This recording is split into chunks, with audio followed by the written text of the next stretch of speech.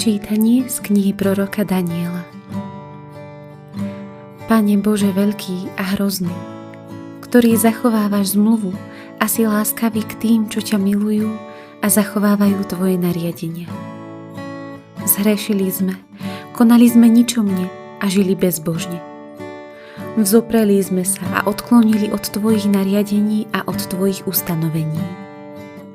Neposlúchali sme tvojich sluhov, prorokov, ktorí v tvojom mene hovorili k našim kráľom, našim kniežatám, našim otcom i všetkému ľudu krajiny.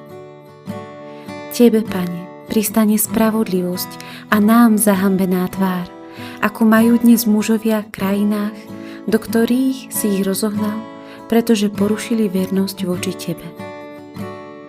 Nám, Pane, našim kráľom, našim kniežatám a našim otcom pristane zahambená tvár, lebo sme zhrešili proti tebe.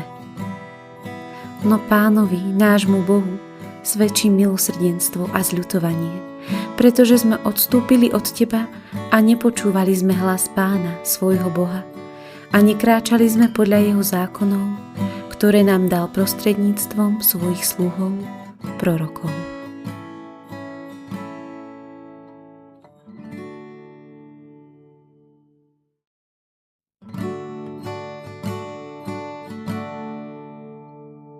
Pristane mi zahambená tvár. Žil som bezbožne, ničomne neposlúchal tvoje slová. Pristane mi zahambená tvár.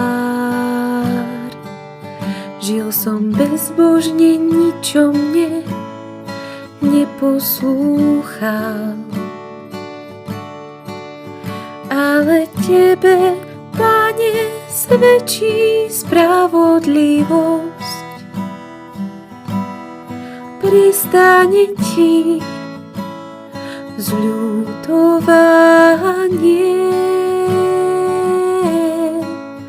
Ale tebe, Pane, svedčí milosrdenstvo.